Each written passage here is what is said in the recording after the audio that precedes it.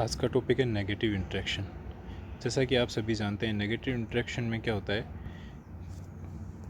आपका सबसे पहला टॉपिक है उसमें पैरासिटिज़म।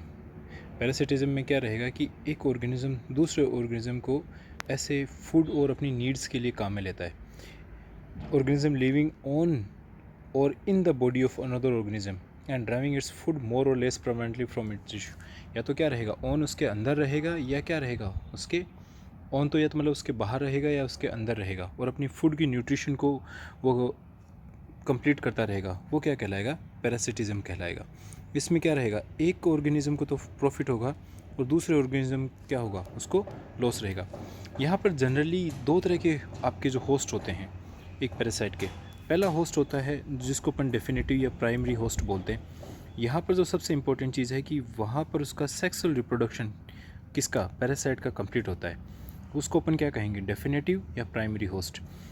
Means parasite reaches maturity and it's applicable reproduce sexually. मगर वो सेक्सुअल रिप्रोडक्शन कर रहा है तो मतलब वो क्या करेगा, डेफिनेटिव या प्राइमरी होस्ट के अंदर ही अपना सेक्सुअल रिप्रोडक्शन करेगा। सेकेंड है इंटरमीडिएट या सेकेंडरी होस्ट। वो ऐसा होस्ट है जिसमें क्या करेगा कि कोई पर्टिकुलर ऑर्गेनिज्म कुछ पर्टिकुलर टाइम के लिए ही वहाँ पर अपना घरौंदा बनाता है और कुछ पर्टिकुलर टाइम के लिए रहता है, तो वो क्या कहलाता है, इंटरमीडिएट या सेकेंडरी होस्ट। अब यहाँ पर कुछ एग्जांपल्स हैं जो पैरासिटिज़म के एग्जांपल हैं, जिसमें से जनरली जो प्लांट्स के लिए रेस्पेक्टिव में है, पहला स्टेम पैरासाइट में कुस्कुटा जिसको मरबेल बोलते हैं अपन, दूसरा एरिकिथोबियम है। ये दोनों क्या है, जैसे कुस्कुटा है आपका, ये होलो पैरासाइट है। होलो पैरासाइट मीन्स कि ये क्या करेगा, इसके पास खुद की फोटोसिंथेटिक कैपेबिलिटीज़ नहीं होती, ये टोटली अपने होस्ट पे डिपेंडेंट होता है अपनी फोटोसिंथेटिक कैपेबिलिटीज़ के लिए। इसी ये जनरली स्टेम के ऊपर पैरासाइट, जनरली क्या मोस्टली स्टेम पे ही पैरासाइट होता है। सेम एग्जांपल एरिकिथोबियम है। दूसरा है आपका पार्शियल स्टेम पैरासाइट, जिसके एग्जांपल हैं विस्कम या लोरेंथस। विस्कम है जो आपका हेमी पैरासाइट है। हेमी पैरासाइट होने का मतलब क्या है कि इसके पास खुद की फोटोसिंथेटिक कैपेबिलिटीज़ होती हैं, जो कि जनरली अबाउ एग्जांपल कुस्कुटा के अंदर अपन को देखने को नहीं मिल रही। तो मतलब क्या करेगा, खुद का फोटोसिंथेसिस करेगा, साथ साथ में क्या करेगा, जहाँ पर ये पैरासाइट है जिस होस्ट पे, वहाँ पर से भी न्यूट्रिशन लेता रहेगा। ये स्टेम पे पैरासाइट पाया जाता है, इसलिए इसको पार्शियल स्टेम पैरासाइट कहते हैं, विस्कम या लोरेंथस। रूट के लिए आपके ओरोबैंकी, रेफ्लिसिया, बेलेनोफोरा, स्ट्रिगा। रेफ्लिसिया जिसका सबसे लार्जेस्ट फ्लोर पाया जाता है। इसी तरह आपके पार्शियल रूट पैरासाइट हैं जिसमें सेंट्रलम, एल्बम और थीसियम है। तो ये कुछ एग्जांपल हैं पैरासिटिज्म के जो जनरली पाए जाते हैं, जो कुस्कुटा, एरिकिथोबियम टोटल स्टेम पैरासाइट है। मीन्स अपना जो न्यूट्रिशन वो लेंगे टोटली स्टेम से लेंगे। सेकेंड जो आपके विस्कम या लोरेंथस, ये पार्शियल स्टेम पैरासाइट खुद फोटोसिंथेसिस करेंगे, साथ साथ में जिस पे होस्ट हैं उससे भी कुछ लेते रहेंगे। इसी तरह टोटल रूट पैरासाइट मीन्स ये रूट में ही पाए जाएंगे। आपके ओरोबैंकी है, रेफ्लिसिया है, बेलेनोफेरा, स्ट्रिगा है। और पार्शियल रूट पैरासाइट जो सेंटिलम, एल्बम और थीसियम है। इसी कंटिन्यूशन में आपके कार्निवोरस जो प्लांट्स हैं, जितने भी कार्निवोरस प्लांट्स हैं या जिनको अपन इंसेक्टिवोरस बोलते हैं। इंसेक्टिवोरस इसलिए क्योंकि जनरली क्या होते हैं, ये जो प्लांट्स हैं जैसे ड्रोसेरा, डायोनिया, रेटिकुलर, निपेंथस, ब्लड, ये जो प्लांट हैं, ये सारे प्लांट ऐसे हैं कि इनका क्या रहेगा, नाइट्रोजन डेफिशिएंट सॉइल में पाए जाते हैं। नाइट्रोजन डेफिशिएंट सॉइल में पाए जाएंगे तो ओब्वियसली इनको नाइट्रोजन न्यूट्रिशन के फॉर्म में कहाँ से मिलेगा। ये जो इंसेक्ट्स होते हैं, ये इंसेक्ट क्या करेंगे, इनको ऐसे नाइट्रोजन सोर्स ये कंज्यूम करते हैं। इनका कंज्यूमशन का तरीका अलग अलग है, इसी वजह से इनको सभी प्लांट्स को अपन क्या कहते हैं, इंसेक्टिवर। जैसे इसमें जो फर्स्ट एग्जांपल है आपका वो है ड्रोसेरा, जिसको अपन सनड्यू कहते हैं। सनड्यू इसलिए कहते हैं क्योंकि जो इसकी आउटर स्किन के ऊपर जो आपके इसके हेयर्स होते हैं, जो आपके ट्राइकोम्स होते हैं, ट्राइकोम्स के ऊपर वाटर ड्रॉपलेट आ जाती हैं, जो मतलब जस्ट लाइक ए सनड्यू, आपके वो चमक सन की रेज के साथ वो वाटर ड्यूज अलग ही अपीयरेंस देती हैं, इसीलिए इसको ड्रोसेरा को सनड्यू कहा जाता है। नेक्स्ट है डायोनिया, जिसको विनस फ्लाई ट्रैप कहते हैं। विनस फ्लाई ट्रैप, इसके दो फ्लैप होते हैं, इसी तरह से इसके दो फ्लैप होते हैं। ये अंदर वाले इंटरनल हेयर्स पे जैसे ही कोई माइक्रो, जैसे आपका कोई ऑर्गेनिज्म आके इसके ऊपर चिपकेगा, जो आपका इंसेक्ट्स हैं या जो भी हैं, तो ये क्या करेगा, ये अपना फ्लैप, दोनों फ्लैप क्लोज हो जाएंगे। और क्लोज होने के बाद में क्या होगा, ये जो हेयर्स हैं ये आपस में, इन हेयर्स के साथ में कम्बिनेशन, तो ये इंसेक्ट कभी भी बाहर नहीं जा पाएगा। इसीलिए इसको अपन डायोनिया को कहते हैं विनस फ्लाई ट्रैप, कि जो इसके दो फ्लैप होते हैं वो फ्लाई ट्रैप की तरह काम करते हैं। बाद में आपका यूट्रिकुलेरिया है, जिसको अपन ब्लैडर वोट करते हैं। ये क्या करता है, जस्ट लाइक ब्लैडर, इसके ये लोअर साइड में स्टिंग रहते हैं, इस वजह से इसको ब्लैडर वॉट कहा जाता है। नेक्स्ट है निपेंथस। निपेंथस में क्या रहता है, निपेंथस में आपका जो मेन जो बॉडी पार्ट है उसके ऊपर क्या रहेगा आपका, इस तरह से एक हैंगिंग रहेगा, इसका जो अंदर वाला ओपन रहेगा, अंदर वाला स्किन, ये जो स्किन है इसका स्टिकी रहेगा। तो जैसे ही इसके ऊपर क्या रहेगा, एक फ्लैप रहता है, तो जैसे ही कोई इंसेक्ट यहाँ आएगा तो क्या रहेगा, ये स्टिकी होने की वजह से ये कभी भी इंसेक्ट बाहर की तरफ नहीं जा पाएगा। दूसरी इसमें जो आपके हेयर्स होते हैं ये डाउनवर्ड प्रोजेक्शन में होते हैं, तो ये कभी भी इंसेक्ट बाहर के, और ये जो आपके पिक्चर है जो ये लगा हुआ है ये जस्ट लाइक उसके लिड की तरह क्लोज हो जाता है, इसीलिए इसको क्या कहा जाता है, पिक्चर प्लांट कहा जाता है। इसमें डाउनवर्ड हेयर होते हैं और एक इसमें वेल लाइक स्ट्रक्चर होता है निपेंथस में। नेक्स्ट है पिंगुइकुला, जिसको बटरवॉट कहा जाता है। अब यहाँ पर आता है, ये 5 तो इंसेक्टिवोरस एग्जाम्पल हो गए। अब कुछ कुछ होते हैं, जो एक फिनोमेनन होती है जिसको कहा जाता है hyper parasitism. Hyper parasitism means कि एक पैरासाइट के ऊपर, मान लो ये कोई आपका पैरासाइट है, इसके ऊपर कोई दूसरा, यहाँ पर आपका इसी के ऊपर कोई दूसरा पैरासाइट मिलता है, that phenomenon is called as hyper parasitism. Hyper parasitism a parasite that feed on another parasite, means कि ये तो पैरासाइट है ही है आपका ये वाला, इसके साथ में क्या है, एक दूसरा पैरासाइट इसके ऊपर फीड करता है, is termed as epi parasite. Means कि ये तो आपका जो ओरिजिनल है that is called as parasite, और इसके ऊपर जो फीड करेगा that is called as epi parasite. और ये जो फिनोमेनन है, इन दोनों के बीच का फिनोमेनन, इस फिनोमेनन को अपन क्या कहेंगे, हाइपर पैरासिटिज्म कहेंगे। ठीक है, जैसे generally bacteriophage on bacteria, generally अपन जानते हैं कि बैक्टीरियोफेज क्या होते हैं, ऐसे वायरस पार्टिकल जो कि जनरली क्या करते हैं, किसी बैक्टीरिया को अपना ना होस्ट की तरह यूटिलाइज करते हैं, उनको अपन क्या कहते हैं, बैक्टीरियोफेज कहते हैं। बैक्टीरियोफेज क्या है, अपने आप में खुद एक पैरासाइट है। अगर ये बैक्टीरिया के ऊपर रहेगा तो मीन्स क्या रहेगा, यहाँ जो आपका बैक्टीरियोफेज है ये तो क्या है, पैरासाइट है, और इसके ऊपर इनहेबिटिंग जो बैक्टीरिया है, इसी के ऊपर जो इनहेबिटिंग आपका बैक्टीरियोफेज है वो क्या कहलाएगा, आपका फिनोमेनन हाइपर पैरासिटिज्म कहलाएगा। और यहाँ जो आपका बैक्टीरियोफेज है ये क्या कहलाएगा, एपी पैरासाइट कहलाएगा। इसी तरह आपका एग्जांपल है जैसे प्लाज्मोडियम और female anopheles mosquito. Female anopheles mosquito अपन पहले ही जानते हैं कि ये क्या है, ये आपका एक पैरासाइट है, और इसी पैरासाइट के ऊपर जो प्लाज्मोडियम जो कि एपी पैरासाइट होगा, ये इसके ऊपर अगर इसको न्यूट्रिशन लेने के लिए काम मिले, या जो भी अपने इनहिबिशन के लिए काम मिले, रहने के लिए काम मिले, that phenomenon is called as hyper parasitism. जैसा कि यहाँ आपको दिखाया गया है कि ये क्या है आपका, अगर इस बॉडी के अंदर आपका ऑर्गेनिज्म रहेगा तब क्या कहेंगे, एंडोपैरासाइट कहेंगे उसको, और अगर बॉडी के बाहर रहेगा that is called as ectoparasite. Ectoparasite जो लीच है, मॉस्किटो या एम्फिड है, ये जनरली क्या रहते हैं, ऑर्गेनिज्म की बॉडी के बाहर की तरफ रहेंगे, तो ये क्या कहलाएंगे, एक्टोपैरासाइट्स कहलाएंगे। और अगर कोई ऑर्गेनिज्म बॉडी के अंदर की तरफ है तो that is called as endoparasite. इसके एग्जाम्पल हैं tapeworm, taenia, ascaris, plasmodium. Next है पैरासिटोइड, ये एक अलग टर्मिनोलॉजी है। जब क्या रहेगा कि एक पैरासाइट अपनी पूरी लाइफ टाइम, जनरली पैरासिटिज्म में क्या होता है कि कोई भी ऑर्गेनिज्म कोई भी जो पैरासाइट है, ये पैरासाइट है आपका और ये आपका होस्ट है, ये इसके साथ में लगा रहता है, न्यूट्रिशन और अपनी जो रहने की नीड्स को फुलफ़िल करता रहेगा, बट कभी भी मारेगा नहीं इसको, क्योंकि अदरवाइज़ तो इसकी नीड्स ख़त्म हो जाएंगी।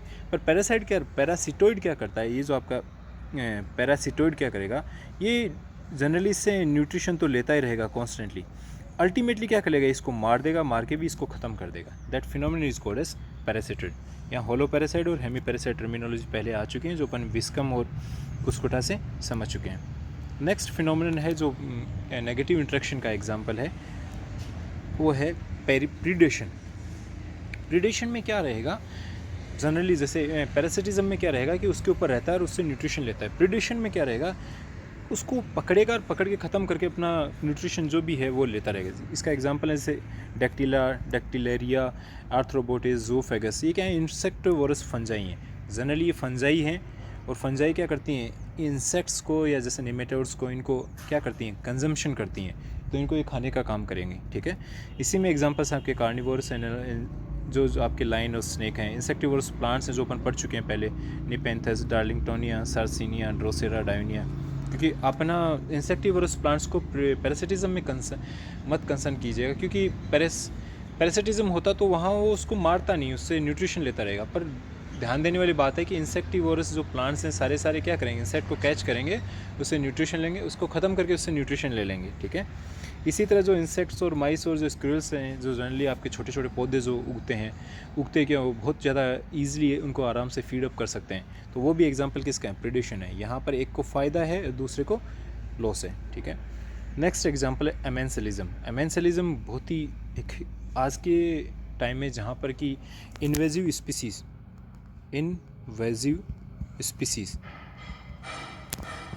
पहले यहाँ समझने वाली बात है कि इन्वेजिव स्पीसीज़ क्या होती हैं।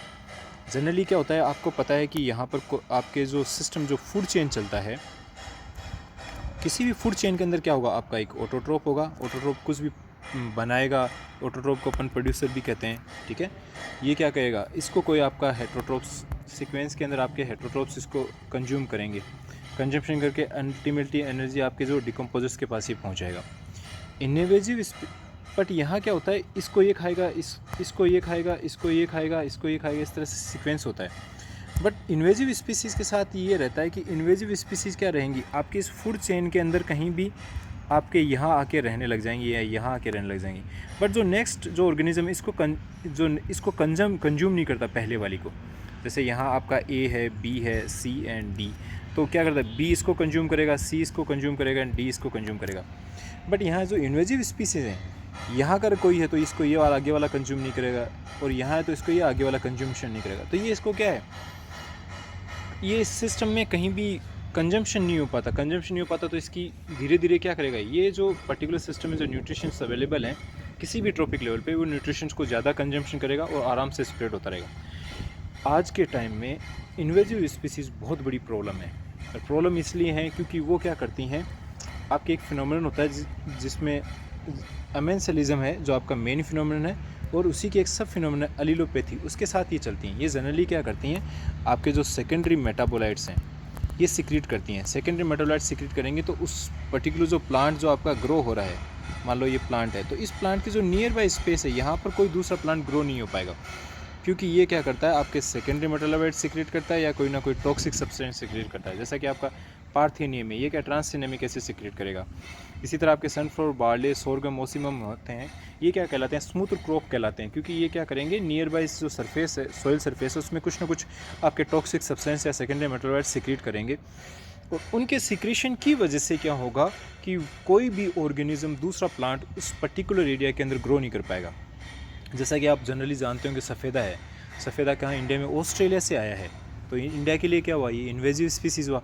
अब क्या है, जिस पर्टिकुलर ट्रॉपिक लेवल के अंदर ये अकोमोडेट हुआ है तो उसको खाने वाला कोई नहीं है, क्यों, कुछ ना कुछ ये आपके सेकेंडरी मेटाबोलाइट सिक्रीट करता है, तो इसके नियर बाई में कोई सोइल सरफेस में भी कुछ ग्रो नहीं करेगा, एज वेल इसको जो आपके ऑर्गेनिज्म है, गाय भैंस बकरी जो भी हैं वो भी इसको नहीं खा पाएंगे, तो ये क्या करेगा, आराम से ईजिली प्रोलिफरेट हो पाएगा, ठीक है। एमेंसलिज्म दो तरह से डिवाइडेड है, एक तो एंटीबायोसिस या एलोलो। एंटीबायोसिस में तो क्या होगा, आपके एंटीबायोटिक सीक्रेट करते हैं, एलोलोपैथी में आपके टॉक्सिक सब्सटेंस या आपके सेकेंडरी मेटाबोलाइट सीक्रेट करते हैं। एंटीबायोटिक्स में जो पर्टिकुलर ऑर्गेनिज्म जैसे आपके जनरली बैक्टीरियाज होते हैं जो कि क्या करते हैं, सराउंडिंग मीडियम में एंटीबायोटिक्स सीक्रेट करते हैं, जिसकी वजह से क्या होगा, आपके ना रेस्ट ऑफ द जो ऑर्गेनिजम्स हैं वो वहाँ पर्टिकुलर ऑर्गेनिज्म में ग्रो नहीं कर पाएंगे। नेक्स्ट फिनोमिनन है कंपटीशन, जो कि एक्चुअली में आपके पैरासिटिज्म है, एमेंसलिज्म है या फिर प्रेडेशन है, इनमें से जो सबसे टफर चीज़ है वो है आपका कंपटीशन। कंपटीशन में ये रहता है कि अल्टीमेटली क्या होता है, जनरली इस फिनोमिनन को अपन वेरिएबल फॉर्म्स में लिख सकते हैं कि कई बार एक को फ़ायदा होता है, कई बार एक को लॉस होता है, कई बार दोनों को ही लॉस होता है, पर जनरली जो इसका रिप्रेजेंटेशन रहेगा वो नेगेटिव रहेगा, क्योंकि अल्टीमेटली कंपटीशन से क्या होगा, कहीं ना कहीं दोनों को ही, जैसे किसी को हो सकता है कि आपके रहने का जगह का लॉस हो, तो किसी को फूड एंड न्यूट्रिशन का लॉस हो। An interaction among individuals striving for the same, striving means जिस पे वो जिंदा है, striving for the same resources resulting in reduce fitness in the competitive individuals. In competition both species suffers adversely. Suffered means एक को ज़्यादा loss होगा तो एक को कम लॉस होगा। जैसे जस्ट फॉर एग्जांपल मान लो आपका कोई पर्टिकुलर पेड़ है, उस पेड़ पे रहने वाली आपकी दो चिड़ियाँ हैं ए एंड बी, और वो क्या है, एक पर्टिकुलर जो आपका सिर्फ एक ही न्यूट्रिशन पे वो इस पर्टिकुलर पेड़ पे आपके दोनों चिड़ियाँ ए और बी इस पर्टिकुलर न्यूट्रिशन पे डिपेंडेंट हैं। तो क्या करना पड़ेगा, ऑब्वियसली जैसे मान लो ए होता तो वो आराम से उसको कंज्यूम कर पाता, अब जैसे ही बी आएगा तो इनके न्यूट्रिशन क्या हो गया, दोनों के पास हाफ हाफ डिवाइड हो गया। बट एक्चुअली में नेचुरल सिस्टम में कभी भी हाफ हाफ डिवाइड नहीं होता। जिसके पास ज़्यादा आपके पास है ना अकोमोडेशन करने की, ज़्यादा आपका ना उसको सिस्टम को यूटिलाइज़ करने की कैपेबिलिटीज रहेंगी, वो क्या करेगा, ज़्यादा प्रोलिफरेट होगा और दूसरे को क्या होगा, लॉस होगा। तो यहाँ कह सकते हैं कि यहाँ एक के लिए पॉजिटिव रहेगा, एक के लिए नहीं, बट अल्टीमेटली ऐसा नहीं होता। क्योंकि क्या हो रहा है, अगर ये बी नहीं होता तो ए क्या कर पाता, आराम से बहुत अच्छा प्रोलिफरेट हो पाता, बट बी के आने की वजह से क्या हुआ है, सिर्फ ये इतना ही प्रोलिफरेट हुआ है, जबकि मैं बी क्या है, इसकी वजह से ख़त्म हो गया। तो अल्टीमेटली क्या हुआ है, इसको भी लॉस हुआ है, ए को भी लॉस हुआ है और बी को भी लॉस हुआ है। अब यहाँ कंपटीशन भी दो तरह का होता है, एक तो इंटर स्पेसिफिक कंपटीशन, एक intra specific competition. Inter specific means कि आपकी दो स्पीसीज, डिफरेंट स्पीसीज़ हैं, आपकी दो अलग अलग स्पीसीज़ हैं ए एंड बी, इन दोनों के बीच कंपटीशन होगा। तो जनरली क्या करेंगे, ऐसी स्पीसीज़ क्या करती हैं, हो सकता है कि किसी एक पर्टिकुलर रिसोर्सेज पे डिपेंडेंट हो, बट क्या करेंगी, दोनों कुछ ना कुछ या तो टाइमिंग में चेंजेस कर लेंगी, जो कि अपन अगली क्लासेस में गोस्ट प्रिंसिपल में उनमें पढ़ेंगे, या फिर क्या करेंगी, अपने फूड में थोड़ा सा वेरिएशन कर लेंगी तो सर्वाइव कर सकती हैं। बट मान लो इंट्रा स्पेसिफिक में क्या होगा कि दोनों जो स्पीसीज़ होती हैं, सेम स्पीसीज सेम रिसोर्सेज के लिए कॉम्पिटिट करती हैं, चाहे वो आपका फूड हो, रिप्रोडक्शन हो, चाहे आपका हैबिटेट हो, व्हाट एवर इट में भी। तो उनमें क्या होगा, जो आपका कंपटीशन होगा वो बहुत हार्श होगा। तो ये आज का टॉपिक था। Thank you.